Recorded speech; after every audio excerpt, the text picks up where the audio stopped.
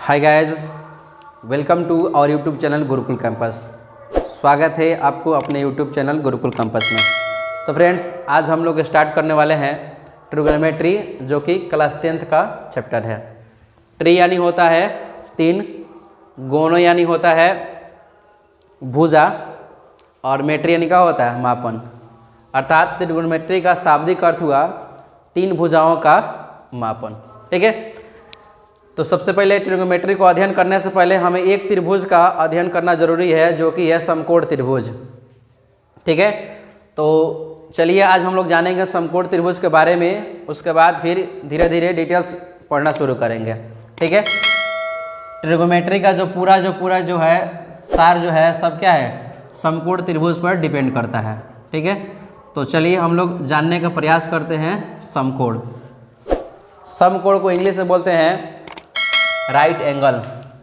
समकोण को इंग्लिश में बोलते हैं राइट एंगल, राइट एंगल।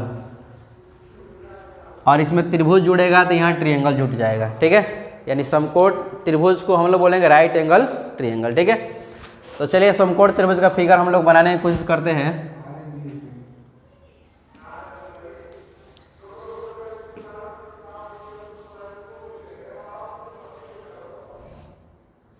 ये है समकोण त्रिभुज, यानी वह त्रिभुज जिसका एक कोण 90 डिग्री का हो उसे हम लोग समकोण त्रिभुज कहते हैं। ठीक है, समकोण त्रिभुज का फिगर इधर से भी हम लोग ड्रॉ कर सकते हैं। ये भी क्या है, समकोण त्रिभुज है। ठीक है, दोनों का दोनों क्या है, समकोण त्रिभुज है। इसका हम लोग नामकरण कर लेते हैं ए, बी और सी, और इसमें हम लोग कर लेते हैं पी, क्यू और आर। ठीक है, दोनों में देखेंगे तो यहाँ भी 90 डिग्री का एंगल है और यहाँ भी क्या है, 90 डिग्री का एंगल है। ठीक है, समकोण त्रिभुज में एक कोण जो होता है 90 डिग्री का होता है, बाकी 2 कोण जो होता है वो न्यून कोण होता है। यहाँ कोण जो है यह न्यून कोण, यहाँ भी जो है ये भी न्यून कोण, यह भी न्यून कोण और ये भी न्यून कोण। यानी समकोण त्रिभुज में एक कोण जब 90 डिग्री का है, इन दोनों कोणों का एक फल भी 90 डिग्री होगा, तब जाकर तीनों कोणों को मिलाएंगे तो 180 डिग्री होगा, क्योंकि त्रिभुज के तीनों कोणों का एक फल 180 डिग्री ही होता है। ठीक है, अब हम लोग इसमें अध्ययन करेंगे कि इस त्रिभुज का जो भुजा जो है, इसमें कौन कौन सी भुजा का नाम क्या क्या है। ठीक है, ये हो गया हमारा समकोण त्रिभुज, यहाँ हो गया हमारा 90 डिग्री। ठीक है, इसका हम लोग नाम लिख लेते हैं ए, बी और सी।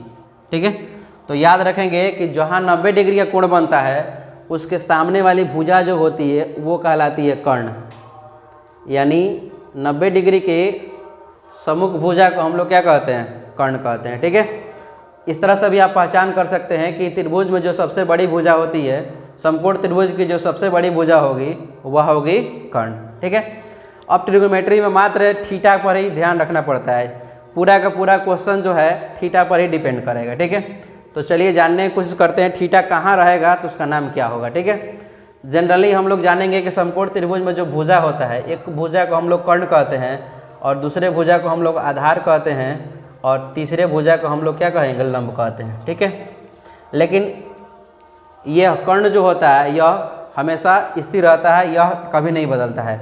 यह हमेशा 90 डिग्री के सामने वाले भुजा को ही क्या कहेंगे, कर्ण कहेंगे, यानी 90 डिग्री के सम्मुख भुजा जो होता है वह कर्ण कहलाता है। ठीक है, अब रहा यह दोनों, आधार किसको कहेंगे और लंब किसको कहेंगे। ठीक है, तो यह आधार और लंब जो होगा वो थीटा के स्थिति पर निर्भर करेगा। ठीक है, तो अगर थीटा जो होगा यहाँ रहेगा, इसको हम लोग बोलते हैं थीटा।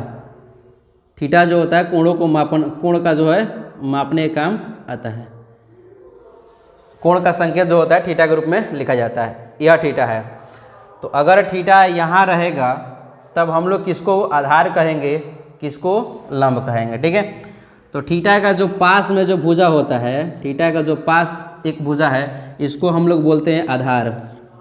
आधार को हम लोग इंग्लिश में बेस बोलते हैं।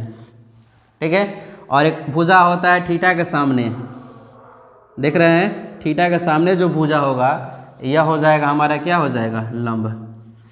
इस प्रकार हम लोग तीनों भुजा को पहचान करेंगे कि कर्ण कौन सा है, आधार कौन सा है और लंब कौन सा है। ठीक है, एक बार और रिवीजन कर लेते हैं इसका।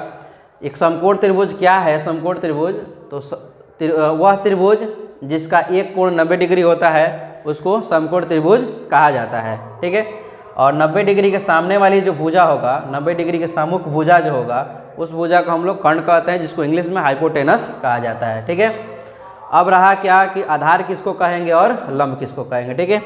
तो अगर थीटा की स्थिति नीचे रहेगा यानी यहाँ पर रहेगा, तो थीटा के पास जो भुजा होगा इसको हम लोग आधार कहेंगे, यानी BC जो होगा वह क्या हो जाएगा? आधार हो जाएगा।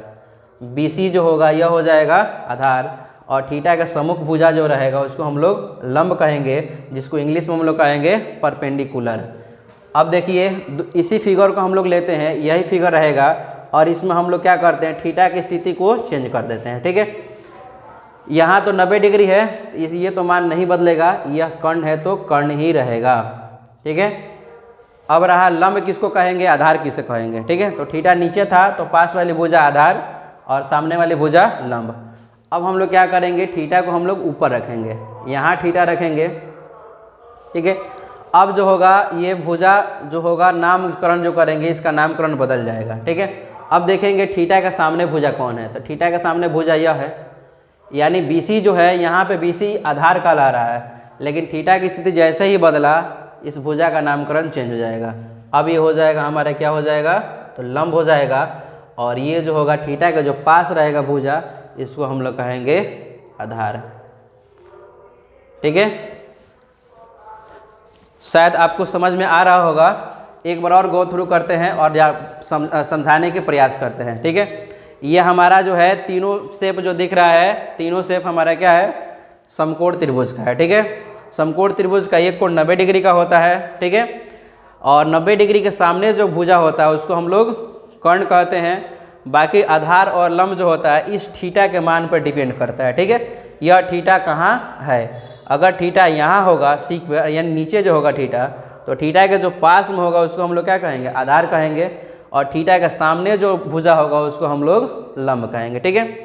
अब क्या करते हैं? दूसरा फिगर लेते हैं और इसमें थीटा की स्थिति को हम लोग बदल देते हैं। इस फिगर में थीटा नीचे था और figure same to same figure बनाते हैं, थीटा को हम लोग ऊपर कर देते हैं। जैसे ही थीटा ऊपर जाएगा तो यह लंब और आधार बदल जाएगा। क्यों बदल गया? तो थीटा की स्थिति बदल गया, यहाँ थीटा पहले नीचे था तो पास वाले को आधार, सामने वाले को लंब।